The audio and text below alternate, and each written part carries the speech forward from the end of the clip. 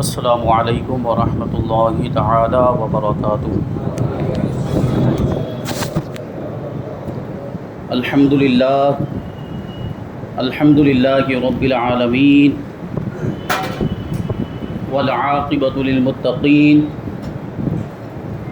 والصلاۃ والسلام علی سید الانبیاء والمرسلین وعلی آلہ واصحابہ اجمعین، اما بعد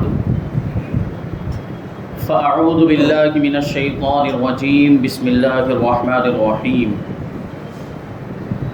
سبحان الذی اسری بعبدہ لیلا من المسجد الحرام إلى المسجد الأقصى الذي باركنا حوله لنريه من آياتنا إنه هو السميع البصير۔ صدق الله مولانا العظيم وصدق رسوله النبي الأمين البطير الكريم، ونحن على ذلك لمن الشاهدين والشاكرين والذاكرين والحامدين والحمد لله رب العالمين۔ آئیے ہم اور آپ سب سے پہلے حضور سرور کائنات، فخر موجودات، باعث تخلیق کائنات، احمد مجتبیٰ محمد مصطفیٰ صلی اللہ علیہ وسلم کی بارگاہ میں جھوم جھوم کر درود و سلام کا ہدیہ پیش کریں اور پڑھیں اللہم صلی علی سیدنا و مولانا محمد معدن الجود والکرم وآلہ الکرام وابنہ الکریم وبارک وسلم صلاۃ و سلاما علیک یا رسول اللہ صلی اللہ تعالی علیہ وسلم۔ عزیزان ملت اسلامیہ، شب معراج کا موقع ہے آج، رجب المرجب کی 23 تاریخ ہے، اور اسی مہینے کی جو 27ویں شب ہے اسے ہم معراج کی شب کے نام سے یاد کرتے ہیں۔ یہ وہ شب ہے جس میں اللہ تبارک و تعالیٰ نے ہمارے آقا حضور رحمت عالم صلی اللہ علیہ وسلم کو وہ مرتبہ عطا فرمایا جو دنیا میں کسی بھی انسان کو نہیں ملا، معراج کا مرتبہ۔ اور اللہ تبارک و تعالیٰ نے حضور کو اپنے دیدار سے اور اپنے کلام سے مشرف فرمایا، خود اپنی بارگاہ میں بلا کر۔ اس کے تعلق سے گزشتہ سال اس موقع پر بہت ساری کچھ باتیں بیان کی گئی تھی، جو لوگ حاضر تھے اور جنہوں نے یاد رکھا ہوگا تو اس میں یہ باتیں بیان کی گئی تھی کہ حضور پاک صلی اللہ علیہ وسلم کو جو اللہ تبارک و تعالیٰ نے شب معراج اپنی بارگاہ میں بلایا، تو یہ جو معراج تھی یہ روحانی معراج نہیں تھی بلکہ جسمانی معراج۔ حضور پاک صلی اللہ علیہ وسلم اپنے جسم کے ساتھ اللہ کی بارگاہ میں تشریف لے گئے تھے، اس کے دلائل پیش کیے گئے تھے۔ پھر معراج کی حکمتیں بیان کی گئی تھی کہ حضور پاک صلی اللہ علیہ وسلم کو معراج عطا فرمائی گئی، اس میں حکمتیں کیا تھیں اس کا تفصیلی بیان ہوا۔ پھر حضور پاک صلی اللہ علیہ وسلم کو لینے کے لیے حضرت جبریل امین علیہ السلام حضور کی بارگاہ میں حاضر ہوئے، حضور کو کیسے جگایا، حضور کو گھر سے مسجد حرام تک لے کر گئے، پھر مسجد حرام میں کیا چیزیں پیش آئی، ان ساری چیزوں کا بیان ہوا۔ حضور کی بارگاہ میں براق کو پیش کیا گیا، اور پھر براق کی کیفیت بھی بیان کی گئی کہ یہ سواری کیسی تھی، کہاں سے لائی گئی تھی، سارے معاملات اور ساری چیزیں گزشتہ سال بیان کی گئی۔ اس کی ریکارڈنگ جو ہے یہ یوٹیوب پر موجود ہے چینل پر، اگر آپ سننا چاہتے ہیں تو وہاں جا کر سن لیں تاکہ کڑی سے کڑی مل جائے اور آگے کی باتیں سمجھنے میں آسانی ہو جائے۔ تو آگے کیا ہوا، براق کو پیش کیا گیا، اللہ کے رسول صلی اللہ علیہ وسلم اس براق پر سوار ہو گئے اور بطحائے مکہ کی طرف روانہ ہو گئے۔ بطحائے مکہ یعنی مکہ مکرمہ کی وہ سنگلاخ زمین، پتھریلی زمین، اس کی طرف نبی کریم صلی اللہ علیہ وسلم روانہ ہوئے۔ اور یہ جو وقت تھا یہ کمال نبوت کے ظہور کا وقت تھا۔ اس وقت حضور پاک صلی اللہ علیہ وسلم کی شان و شوکت ظاہر ہوئی۔ اس شان کے ساتھ یہ قافلہ روانہ ہوا کہ حضور پاک صلی اللہ علیہ وسلم کی داہنی جانب 80,000 فرشتے تھے اور بائیں جانب 80,000 فرشتے تھے، اور ہر فرشتے کے ہاتھ میں ایک مشعل نورانی اور ایک یہ شمع کافوری تھی۔ اس شان کے ساتھ یہ قافلہ روانہ، اور ان مشعلوں سے اور ان شمعوں سے وہ پورا بطحائے مکہ کا جو علاقہ تھا وہ روشن اور منور اور معطر ہو چکا تھا، کیونکہ کافور کی خوشبو بھی پھیل گئی، اور مشعلیں اور شمعیں جو روشن تھی ان کی روشنی روشنی بھی پھیلی اور پورا علاقہ روشن اور منور اور معطر ہو گیا۔ اتنے میں حکم آیا اللہ تبارک و تعالیٰ کا، جبرائیل کو حکم ہوا، اے جبرائیل میرے محبوب کے چہرے پر جو بشریت کے 70,000 پردے اور حجابات پڑے ہوئے ہیں ان میں سے ایک پردہ اٹھا دو۔ حضرت جبریل آئے اور حضور پاک صلی اللہ علیہ وسلم کے چہرے مبارک سے جو 70,000 حجابات پڑے ہوئے ہیں، بشریت کے جو پردے پڑے ہوئے ہیں ان میں سے ایک پردہ اٹھا دیا۔ حضور پاک صلی اللہ علیہ وسلم کے چہرے مبارک سے ایسا نور ظاہر ہوا جس کے سامنے وہ ساری شمعیں اور وہ جو ساری مشعلیں تھیں ان کی روشنی مزمحل ہو گئی، ان کی روشنی پھیکی پڑ گئی، کیونکہ حضور پاک صلی اللہ علیہ وسلم کا نور وہ نور ہے کہ دنیا کا کوئی بھی نور بلکہ پوری کائنات کا کوئی بھی نور اس کا مقابلہ کر ہی نہیں سکتا۔ یہی تو وجہ ہے یہ بد مذہب جو اعتراض کرتے ہیں کہ آپ لوگ کہتے ہیں کہ حضور پاک صلی اللہ علیہ وسلم نور ہے، تو نور جہاں ہوتا ہے وہاں روشنی ہوتی ہے، نور روشنی پھیلاتا ہے، اور حضور پاک صلی اللہ علیہ وسلم کی تو روشنی تھی نہیں۔ حضور کے حالانکہ اس کے بھی واقعات تھے، اس کے بھی شواہد دلائل کہ جہاں حضور تشریف لے جاتے تھے روشنی پھیل جایا کرتی تھی، اندھیرے گھر میں جاتے تھے تو وہاں اجالا ہو جایا کرتا تھا، اس کے بھی دلائل ہمارے پاس۔ لیکن یہ اعتراض کرتے ہیں تو اس کا جواب یہ ہے کہ اللہ تبارک و تعالیٰ نے جو حضور پاک صلی اللہ علیہ وسلم کا حقیقی نور اور حقیقی حسن و جمال ہے اس پر 70,000 پردے ڈال دیے تھے، کیونکہ حضور پاک صلی اللہ علیہ وسلم کے حقیقی حسن و جمال اور حقیقی نور کو دیکھنے کی کسی آنکھ کے اندر طاقت ہی نہیں۔ اگر یہ پردے نہ ہوتے تو حضور پاک صلی اللہ علیہ وسلم کے چہرے پر نگاہیں جم ہی نہ سکتی تھی، کوئی حضور کو دیکھ ہی نہ سکتا، کوئی تاب ہی نہیں لا سکتا تھا اس روشنی کی اور ان شعاعوں کی۔ اس وجہ سے یہ پردے ڈالے گئے تاکہ لوگ حضور سے قریب ہو سکیں، حضور کی باتیں سن سکیں، حضور کی بارگاہ میں حاضر ہو سکیں۔ یہ ساری حکمتیں تھیں، ورنہ حضور پاک صلی اللہ علیہ وسلم کو اللہ تبارک و تعالیٰ نے وہ حسن و جمال عطا فرمایا اور وہ نور عطا فرمایا کہ پوری کائنات میں کسی بھی انسان کو ایسا نور اور ایسا حسن و جمال نہیں ملا ہے۔ اب کیا ہوا؟ حضور پاک صلی اللہ علیہ وسلم معراج کا دولہا بن کر براق پر سوار ہو کر روانہ ہوئے، ایک زمین پر گزرے اور ایک جگہ پر پہنچے، وہاں پہ کثرت کے ساتھ کھجور کے درخت پائے جاتے تھے۔ حضرت جبریل امین باادب عرض کرتے ہیں حضور پاک صلی اللہ علیہ وسلم کی خدمت عالیہ میں حضور سواری سے نیچے تشریف لائیں اور نفل نماز ادا فرمائیں۔ اللہ کے رسول صلی اللہ علیہ وسلم نے اس جگہ پر نفل نماز ادا کی۔ نماز سے فارغ ہونے کے بعد حضرت جبریل امین حضور پاک صلی اللہ علیہ وسلم کی بارگاہ میں عرض کرتے ہیں یا رسول اللہ یہ یثرب ہے، یعنی یہ مدینہ منورہ ہے جہاں پر آپ نے نفل نماز ادا کی ہے، یہ مدینہ منورہ ہے جہاں آپ کی سکونت ہوگی اور جہاں آپ کی آخری قیام گاہ بنے گی۔ پھر اور آگے بڑھے، ایک سفید زمین آئی، وہاں پہ حضور پاک صلی اللہ علیہ وسلم تشریف فرما ہوئے تو حضرت جبریل نے پھر عرض کیا یا رسول اللہ یہاں پر بھی اتر کر نماز ادا فرمائیں۔ حضور نے وہاں بھی نماز ادا کی۔ حضرت جبریل نے عرض کیا جہاں پر آپ نے نماز ادا کی ہے یہ مدین ہے جو نبیوں کا شہر ہے۔ پھر تھوڑا آگے بڑھے، بیت اللحم پہنچے، پھر حضرت جبریل نے عرض کیا یا رسول اللہ یہاں پر بھی نماز ادا فرمائیں۔ حضور پاک صلی اللہ علیہ وسلم بھی وہاں پر بھی اپنی سواری سے اترے اور نفل نماز ادا فرمائی۔ حضرت جبریل نماز سے فارغ ہونے کے بعد عرض کرتے ہیں یا رسول اللہ یہ بیت اللحم ہے جہاں پر آپ نے نماز پڑھی ہے، یہ بیت اللحم ہے، یہ وہی جگہ ہے جہاں پر حضرت عیسیٰ علیہ السلام پیدا ہوئے تھے۔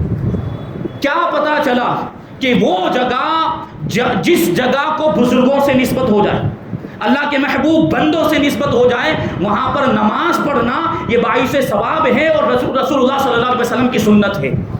ہم اجمیر شریف جا کر ہم اللہ کے ولیوں کے مزارات پر جا کر نماز پڑھتے کہ نہیں پڑھتے؟ ہم نماز پڑھتے ہیں، یہ جائز بھی ہے بلکہ رسول پاک صلی اللہ علیہ وسلم کی سنت بھی ہے۔ دیکھا آپ نے کہ حضرت عیسیٰ علیہ السلام سے اور نبیوں سے جن جگہوں کو نسبت ہو گئی وہاں اللہ کے رسول صلی اللہ علیہ وسلم کی بارگاہ میں حضرت جبریل نماز پڑھنے کی درخواست کر رہے ہیں۔ اس کا کیا مطلب؟ جو متبرک مقامات ہوتے ہیں، جو مقدس مقامات ہوتے ہیں، وہاں پر نماز پڑھنا صرف جائز ہی نہیں بلکہ ثواب کا ذریعہ ہے اور رسول پاک صلی اللہ علیہ وسلم کی سنت بھی ہے۔ اسی سنت کو ہم زندہ کرتے ہیں اور یہی وجہ ہے کہ اولیاء کرام کے جو مزارات ہوتے ہیں اکثر مزارات کے قریب میں مسجدیں بنی ہوئی ہوتی ہیں تاکہ وہاں جا کر لوگ نماز پڑھیں اور نماز کا ثواب بھی مل جائے اور ولی کے قرب کا وہ فیضان بھی جاری ہو جائے۔ تو یہ حضور پاک صلی اللہ علیہ وسلم کی معراج کے واقعات. ابھی روانہ ہوئے ہیں مکہ مکرمہ سے. کہاں کے لیے روانہ ہوئے؟ بیت المقدس کے لیے روانہ ہوئے ہیں, مسجد اقصیٰ کے لیے روانہ ہوئے. اب کیا ہوا؟ راستے میں حضور پاک صلی اللہ علیہ وسلم کو ایک بوڑھی خاتون ملی جو حضور کو اپنی طرف بلا رہی تھی. حضور پاک صلی اللہ علیہ وسلم نے حضرت جبریل سے پوچھا کہ یہ خاتون کون ہے؟ حضرت جبریل نے کہا کہ آپ آگے چلے, اس کی طرف توجہ نہ دی. اب سفر چل رہا ہے, حضور پاک صلی اللہ علیہ وسلم آگے چلنے لگے تو ایک بوڑھا شخص راستے میں ملا, وہ بھی حضور کو پکار رہا تھا, حضور کو بلا رہا تھا. حضور پاک صلی اللہ علیہ وسلم سے کہہ رہا تھا کہ آپ یہاں تشریف لائیں. اللہ کے رسول صلی اللہ علیہ وسلم نے حضرت جبریل سے اس بوڑھے آدمی کے بارے میں بھی پوچھا. حضرت جبریل نے کوئی جواب نہیں دیا اور عرض کرتے ہیں یا رسول اللہ سفر کو جاری رکھیں, آگے بڑھتے چلے جائیں. تھوڑی آگے جانے کے بعد ایک مقام پر پہنچے جہاں پر ایک جماعت موجود تھی, کچھ لوگ موجود تھے. ان لوگوں نے ان الفاظ میں حضور پاک صلی اللہ علیہ وسلم کی بارگاہ میں سلام پیش کیا, السلام علیکہ یا اول, السلام علیکہ یا آخر, السلام علیکہ یا حاشر. اے اول آپ پر سلامتی ہو, آپ سب سے پہلے ہیں. یعنی مخلوقات میں سب سے پہلے کیا پیدا کیا گیا؟ نبی کے نور کو پیدا کیا گیا. آپ مخلوقات میں سب سے پہلے ہیں اور آپ سب سے آخر بھی ہیں کہ نبیوں میں سب سے بعد میں تشریف لانے والی ذات آپ کی ہے. آپ خاتم النبیین ہیں, آپ پر سلامتی ہو. آپ حاشر بھی ہیں یعنی لوگوں کو جمع کرنے والے ہیں. یہ سلام کیا تو حضرت جبریل علیہ السلام نے حضور کی بارگاہ میں عرض کیا یا رسول اللہ ان کا جواب دیجئے. حضور پاک صلی اللہ علیہ وسلم نے ان کا جواب دیا. اب حضرت جبریل علیہ السلام حضور کی بارگاہ میں عرض کرتے ہیں کہ وہ بوڑھی خاتون جو راستے میں آپ کو ملی تھی وہ دنیا تھی اور اس کی دنیا کی عمر اتنی ہی باقی بچی ہوئی ہے جتنی اس عورت کی عمر باقی ہے. یعنی دنیا ختم ہونے والی ہے, قیامت قریب آ چکی ہے. اگر اس بوڑھی خاتون کو جو کہ دنیا تھی اگر آپ جواب دے دیتے, اس کے بلانے پر آپ اس کو جواب دے دیتے تو آپ کی امت جو ہے وہ آخرت کے بدلے میں دنیا کو اختیار کر لیتی. اور پھر وہ بوڑھا شخص جو راستے میں آپ کو ملا تھا وہ ابلیس تھا, وہ شیطان مردود تھا, وہ آپ کو بلا رہا تھا. اگر آپ بلانے پر اس کے بلانے پر جواب دے دیتے اور اس کے بلانے پر اس کے پاس تشریف لے جاتے تو یہ شیطان مردود آپ کی امت کو گمراہ کر دیتا. پھر وہ جماعت جو آپ کو ملی اور جنہوں نے آپ کو سلام کیا یہ حضرت ابراہیم, حضرت موسیٰ اور حضرت عیسیٰ علیہ السلام تھے. انہوں نے آپ کی بارگاہ میں سلام پیش کیا. پھر کیا ہوا؟ ایک روایت میں آیا کہ اسی راستے میں اسی سفر میں حضور پاک صلی اللہ علیہ وسلم کا گزر حضرت موسیٰ علیہ السلام کی قبر پر سے ہوا. تو دیکھا کہ حضرت موسیٰ علیہ السلام اپنی قبر میں نماز پڑھ رہے ہیں اور جیسے ہی حضرت موسیٰ علیہ السلام نے حضور کو دیکھا تو کیا کہتے ہیں؟ اشہد انک رسول اللہ, میں گواہی دیتا ہوں کہ آپ اللہ کے سچے رسول ہیں. اب کیا پتہ چلا؟ یہاں سے ہمارا عقیدہ ثابت ہو رہا ہے کہ نبی اپنی قبروں میں زندہ ہیں اور نماز بھی پڑھتے ہیں, عبادتیں بھی کیا کرتے ہیں.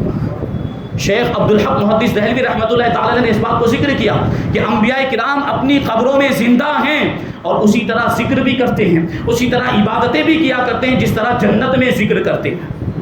اور علامہ یوسف ابن اسماعیل نبہانی رحمۃ اللہ تعالی نے لکھا ہے کہ لا مانع فی ان الانبیاء علیہم السلام یصلون فی قبورہم فانہم فإن الانبیاء الاحیاء, کیونکہ انبیاء کرام اپنے اللہ کی بارگاہ میں زندہ ہیں. انبیاء کرام اگر قبروں میں نماز پڑھتے ہیں تو اس میں کوئی معنی نہیں, کوئی رکاوٹ کی بات نہیں ہے کیونکہ وہ اپنے رب کے پاس زندہ ہیں اور ان کو رزق بھی دیا جاتا ہے.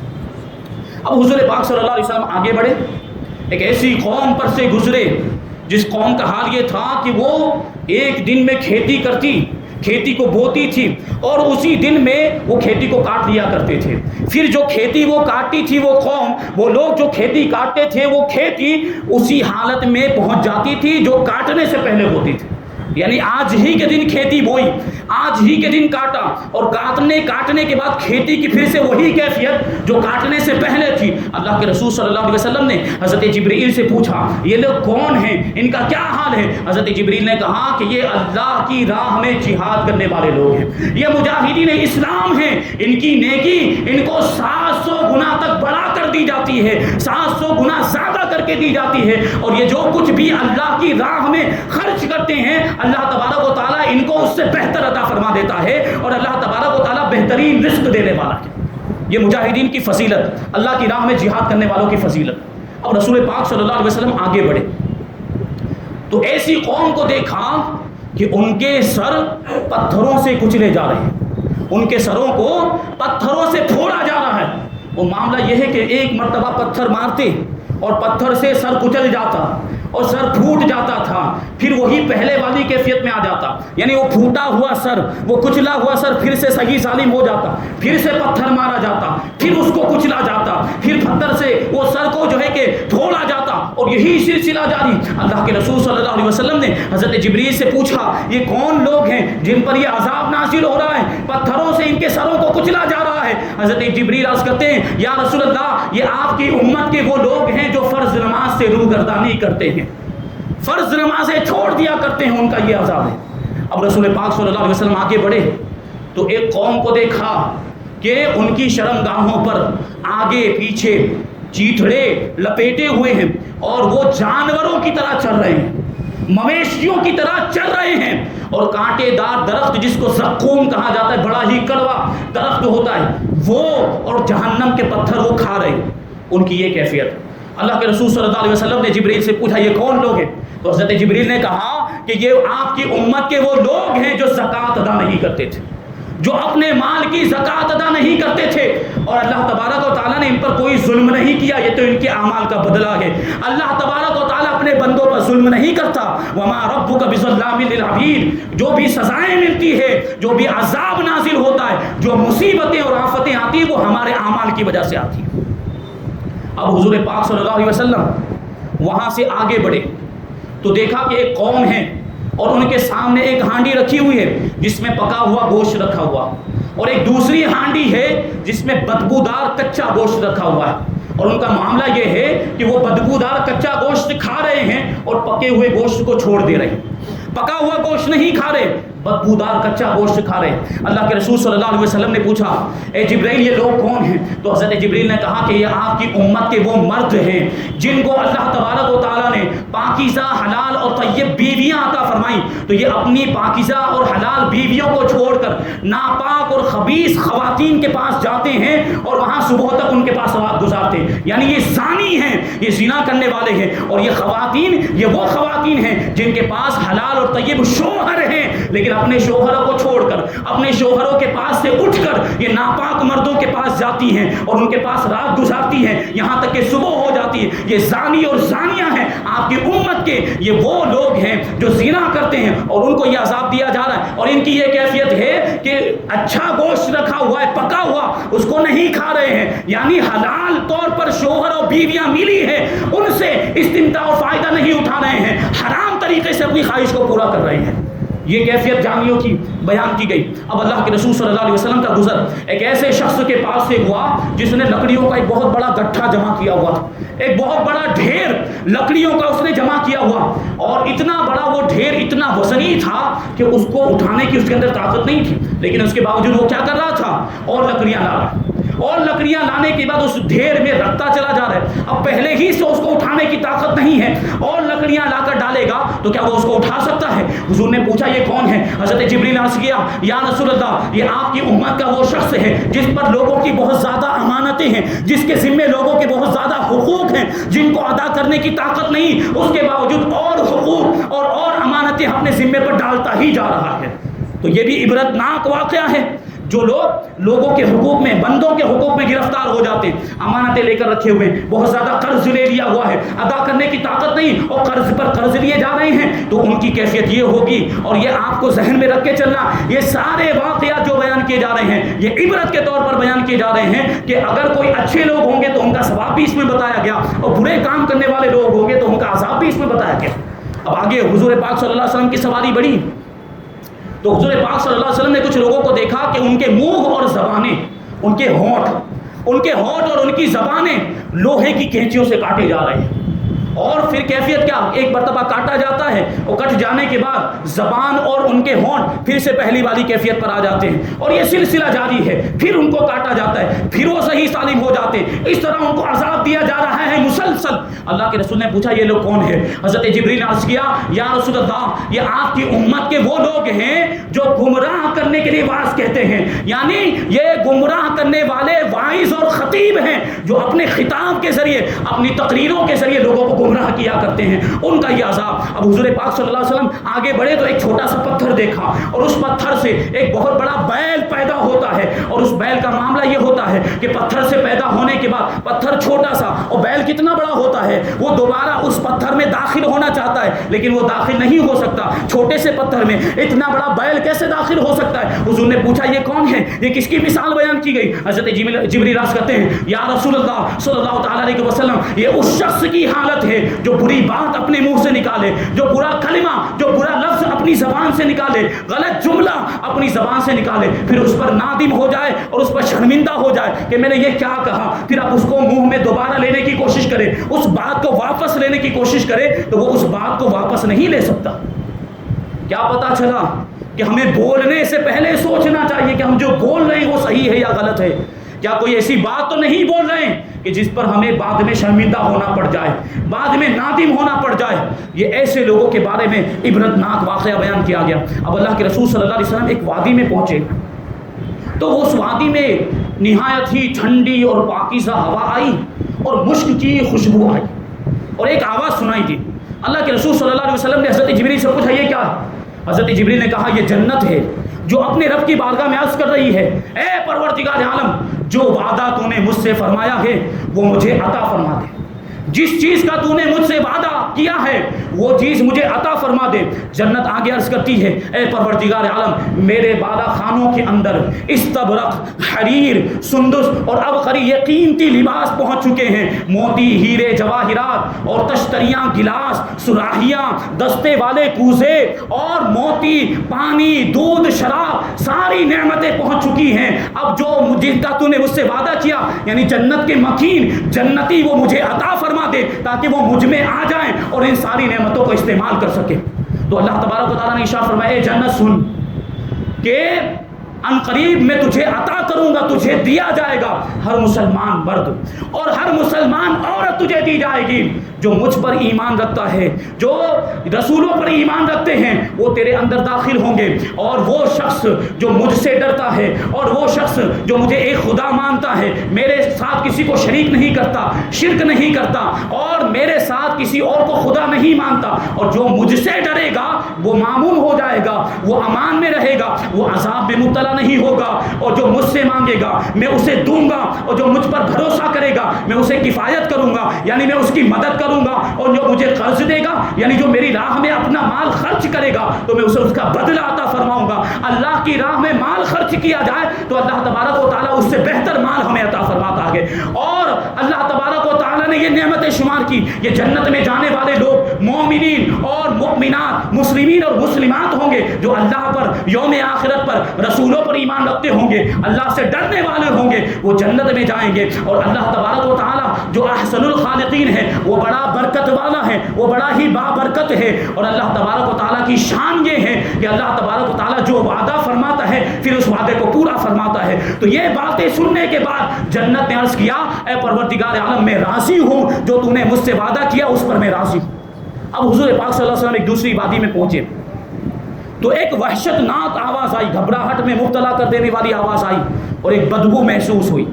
حضرت جبریل نے عرض کیا یا رسول اللہ یہ دوزخ ہے، جہنم ہے، اور جہنم اپنے رب کی بارگاہ میں عرض کرتا ہے اے پروردگار عالم جو تو نے مجھ سے وعدہ فرمایا ہے مجھ کو عطا فرما دے، کیونکہ میرے اندر یہ زنجیریں، گلے میں ڈالے جانے والے توق، شعلے، بھڑکتا ہوا پانی، پیپ اور عذاب کی ساری چیزیں آ چکی ہیں، جمع ہو گئی۔ اب جن لوگوں کے لیے یہ سارے عذاب کے سامان جمع کیے گئے ان لوگوں کو مجھ میں بھیج دے، جن کا تو نے وعدہ کیا ہے ان کو مجھے دے دے۔ تو اللہ تبارک و تعالیٰ نے ارشاد فرمایا کہ ہر کافر اور کافرہ، ہر مشرک اور مشرکہ، ہر وہ متکبر جو قیامت کے دن پر ایمان نہیں رکھتا وہ تجھے دیا جائے گا، یعنی ان لوگوں کو جہنم میں ڈالا جائے گا۔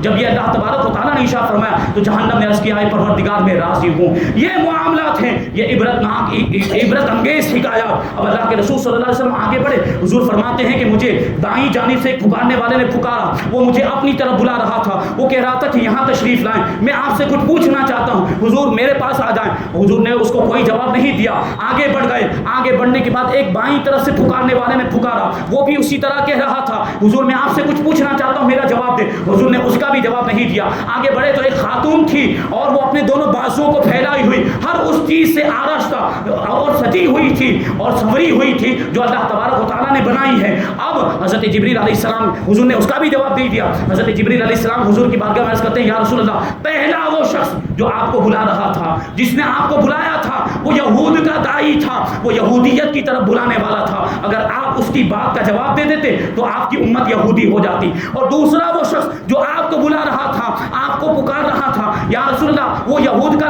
نصارہ کا داعی تھا, عیسائی کے عیسائیت کی طرف بلانے والا تھا. اگر آپ اس کی بات کا جواب دے دیتے, آپ اس کی بات کو اس کی پکار پر حاضر ہو جاتے تو آپ کی امت عیسائی ہو جاتی. اور وہ خاتون جس نے آپ کو بلایا تھا وہ دنیا تھی. اگر آپ اس کی بات کا جواب دے دیتے تو آپ کی امت آخرت پر دنیا کو ترجیح دے دیتی. یہ معاملات تھے. اب وہاں سے اللہ کے رسول صلی اللہ علیہ وسلم آگے روانہ ہوئے تو کیا دیکھا کہ کچھ لوگ ہیں اور ان کا معاملہ یہ ہے کہ ان کے سامنے ایک ہانڈی رکھی ہوئی ہے اور اس میں پاکیزہ لذیذ گوشت پکا ہوا رکھا ہوا ہے, اور دوسری کچھ ہانڈیاں اور کچھ دسترخوان ہیں ان کے اوپر جو ہے سڑا ہوا گوشت رکھا ہوا ہے. کچھ دسترخوانوں پر کچا گوشت, سڑا ہوا گوشت رکھا ہوا ہے اور کچھ دسترخوانوں پر پکا ہوا عمدہ قسم کا گوشت رکھا ہوا ہے. اور اس قوم کا معاملہ یہ ہے کہ وہ کچے گوشت کو, سڑے ہوئے بدبودار گوشت کو کھا رہے ہیں اور جو اچھا پکا ہوا عمدہ گوشت رکھا ہوا ہے اس کو نہیں کھا رہے. حضرت جبریل نے عرض کیا یا رسول اللہ, یہ آپ کی امت کے وہ لوگ ہیں جو حلال کو چھوڑ دیتے ہیں اور حرام کی طرف جاتے ہیں, جو حلال رزق نہیں کماتے, حلال رزق ان کو مل رہا ہوتا ہے اس کو چھوڑ دیتے ہیں اور حرام کی طرف جاتے ہیں. آج یہ معاملات ہو رہے کہ نہیں ہو رہے؟ حلال روزیوں کو چھوڑا جا رہا ہے اور حرام کو اپنایا جا رہا ہے, سود خوری کی جا رہی ہے, بیاج کھایا جا رہا ہے, لوگوں کے مال کو غصب کیا جا رہا ہے, ناجائز طریقے سے لوگوں کے مال کو ہڑپ کیا جا رہا ہے. یہ حرام طریقے سے حرام چیزوں کی خرید و فروخت ہو رہی ہے, حرام چیزوں کو بیچا جا رہا ہے, پھر ان کی قیمت حاصل کر کے اس کو لوگ کھا رہے ہیں. یہ معاملات ہیں. اب اللہ کے رسول صلی اللہ علیہ وسلم آگے بڑھے تو دیکھا کہ کچھ لوگ ہیں ان کے پیٹ اتنے بڑے ہیں جیسے کہ کوٹھریاں ہوا کرتی ہیں, کوٹھریوں کی طرح ان کے پیٹ بڑے, اور جب ان میں سے کوئی اٹھنا چاہتا ہے, کھڑا ہونا چاہتا ہے تو وہ گر جاتا ہے پیٹ کے وزن کی وجہ سے. پیٹ اتنا بڑا ہو چکا ہے کہ پیٹ کے وزن کی وجہ سے وہ کھڑا بھی نہیں ہو پاتا. حضرت جبریل نے عرض کیا یا رسول اللہ, یہ آپ کی امت کے سود خور ہیں, بیاج کھانے والے, ان کا یہ عذاب ہوگا. رسول پاک صلی اللہ علیہ وسلم آگے بڑھے تو ایک قوم کو دیکھا جن کے ہونٹ جو ہے وہ اتنے بڑے تھے جیسے اونٹ کے ہونٹ ہوتے ہیں, اور وہ آگ کے انگارے اپنے منہ میں ڈال رہے ہیں, اور انگاروں کا معاملہ یہ ہے کہ نیچے کے راستے سے وہ انگارے نکل جا رہے ہیں. حضرت جبریل نے عرض کیا یا رسول اللہ, یہ وہ لوگ ہیں جو یتیموں کا مال ظلمن کھا جایا کرتے تھے. آگے بڑھے تو کچھ خواتین نظر آئی جن کو پستانوں سے باندھ کر لٹکایا گیا تھا. حضرت جبریل نے عرض کیا یا رسول اللہ, یہ آپ کی امت کی وہ خواتین ہیں جو زنا کیا کرتی تھی, جو بدکار خواتین, جو فاحشہ عورتیں تھیں. آگے بڑھے تو دیکھا کہ کچھ لوگ ہیں جن کے پہلوؤں کا گوشت کاٹا جا رہا ہے. حضرت جبریل نے عرض کیا یا رسول اللہ, یہ آپ کی امت کے وہ لوگ ہیں جو چغلخوری کیا کرتے تھے, جو ادھر کی بات ادھر لگایا کرتے تھے, جو لوگوں کی عیب جوئی کیا کرتے تھے, لوگوں کے عیبوں کو ظاہر کر دیا کرتے تھے. ان کا یہ عذاب ہے. اب یہاں پر سوال یہ پیدا ہوتا ہے, اتنے سارے واقعات, اتنے سارے مناظر حضور پاک صلی اللہ علیہ وسلم نے ملاحظہ کیے. حضور پاک صلی اللہ علیہ وسلم کے تعلق سے ہمارا یہ عقیدہ ہے کہ حضور کو اللہ تبارک و تعالیٰ نے علم غیب عطا فرمایا. اب بد مذہب اعتراض کرتے ہیں کہ اگر حضور کو علم غیب ہوتا تو جبریل سے ان ساری چیزوں کے بارے میں کیوں پوچھتے؟ ہر واقعے میں آپ نے سنا کہ ساری قوموں کے بارے میں اور جو بھی مناظر دیکھے ان مناظر کے بارے میں حضور نے جبرائیل سے پوچھا, یہ کون لوگ ہیں, یہ کیا منظر ہے, یہ کیسا منظر ہے. تو یہ سارے سوالات حضور نے کیوں کیے؟ اگر حضور کے پاس علم غیب ہوتا حضور خود ہی جان لیتے, جبرائیل سے پوچھنے کی کیا ضرورت؟ اس کا مطلب یہ ہے کہ معاذ اللہ حضور کو علم غیب نہیں تھا. تو اس کا جواب یہ ہے کہ ہر سوال جاننے کے لیے نہیں کیا جاتا, ہر سوال معلومات حاصل کرنے کے لیے نہیں کیا جاتا ہے. بہت سے سوال ایسے ہوتے ہیں جس میں کچھ حکمتیں ہوا کرتی ہیں, جس میں کچھ راز پوشیدہ ہوا کرتے ہیں. کیا پروردگار عالم نے حضرت موسیٰ سے نہیں پوچھا تھا ماں تلک بیمینک, اے موسیٰ تمہارے دائنے ہاتھ میں کیا ہے؟ کیا اللہ تبارک و تعالیٰ کو علم نہیں تھا کہ موسیٰ کے ہاتھ میں کیا ہے؟ موسیٰ کے ہاتھ میں عصا تھا، لیکن پروردگار نے کیوں سوال پوچھا؟ تاکہ اس کی حکمت اور اس میں جو راز پوشیدہ ہے وہ لوگوں کو معلوم ہو جائے۔ حضور پاک صلی اللہ علیہ وسلم نے بھی یہاں جو سوالات کیے تھے ان میں حکمتیں پوشیدہ تھی۔ اگر یہ سوال حضور نہ پوچھتے تو یہ سارے عبرتناک واقعات اور یہ ساری جو چیزیں اور یہ مناظر بیان کیے گئے یہ ہم تو کیسے پہنچ پاتے، اور ان میں جو راز اور حکمت تھا وہ حکمتیں ہمیں کیسے معلوم ہو پاتی۔ یہ حضور پاک صلی اللہ علیہ وسلم کا سفر جاری ہے۔ ابھی تو حضور پاک صلی اللہ علیہ وسلم مکہ مکرمہ سے روانہ ہوئے ہیں براق پر سوار ہو کر۔ یہ راستے کے مناظر ہیں، راستے میں یہ ساری چیزیں حضور پاک صلی اللہ علیہ وسلم نے ملاحظہ کی، اے ساری قوموں کو دیکھا، یہ حضور کو جب دکھائے گئے ہیں یہ مناظر۔ اب حضور پاک صلی اللہ علیہ وسلم یہاں سے روانہ ہو کر بیت المقدس مسجد اقصیٰ میں پہنچتے ہیں جہاں سارے انبیاء کرام کو جمع کیا گیا ہے، اور مسجد اقصیٰ میں پہنچنے کے بعد انبیاء کرام جو ہے کہ خطبہ ارشاد فرمائیں گے، اس کو بھی بیان کیا جائے گا کہ انبیاء کرام نے کیسے کیسے خطبہ ارشاد فرمائے، اور آخر میں حضور پاک صلی اللہ علیہ وسلم نے کیسا خطبہ ارشاد فرمایا، اور سارے انبیاء کرام نے حضور کی اقتداء میں نماز ادا کی، اور حضور نے جو خطبہ ارشاد فرمایا سب نے اس کو تسلیم کیا، جس سے یہ بات ثابت ہوتی ہے کہ حضور پاک صلی اللہ علیہ وسلم سارے نبیوں میں سب سے افضل ہیں، سارے رسولوں میں سب سے افضل ہیں، سب سے بڑا مرتبہ آپ کا ہے۔ انشاءاللہ تبارک و تعالی شب معراج میں بھی جو بیان ہوگا 10-15 منٹ کا، اس میں آگے کی کچھ باتیں شامل کی جائے گی، اور آئندہ جمعہ میں جو بیان ہوگا اس کے بعد جو آگے کی کچھ باتیں ہیں کہ مسجد اقصیٰ کے بعد حضور پاک صلی اللہ علیہ وسلم آسمانوں کی طرف روانہ ہوئے، پہلے آسمان پر، دوسرے آسمان پر، ساتوں آسمان پر جو بھی واقعات پیش آئے انشاءاللہ تبارک و تعالی ترتیب کے ساتھ ان کو بیان کیا جائے گا۔ آپ پابندی کے ساتھ شرکت کریں، شب معراج والے پروگرام میں بھی آئیں، تعداد میں کثیر تعداد میں آئیں، تاکہ معلومات میں اضافہ ہو اور باتیں چھوٹ نہ جائیں، کیونکہ اگر آپ نے آج باتیں سنی ہیں اور شب معراج کے جو واقعات ہوں گے جو اس دن بیان ہوں گے اگر وہ آپ نے نہیں سنے، پھر آئندہ جمعہ کو آپ حاضر ہوں گے، آگے کی باتیں بیان کی جائے گی اور بیچ میں اتنا حصہ چھوٹا ہوا ہوگا تو سمجھنے میں دشواری ہوگی۔ اس لیے گزارش ہے کہ بڑی رات میں بھی یہاں پر تشریف لائیں اور اس میں بھی جو کچھ بیان ہو 15-20 منٹ کا اس میں بھی شرکت کریں۔ اللہ تبارک و تعالیٰ کی بارگاہ میں دعا ہے کہ ہمیں حضور پاک صلی اللہ علیہ وسلم سے سچی پکی محبت کرنے کی توفیق عطا فرمائے، مذہب اہل سنت، عقائد اہل سنت و جماعت پر ہم سب کو قائم و دائم رکھے اور اسی پر ہم سب کا خاتمہ فرمائے۔ اب ایک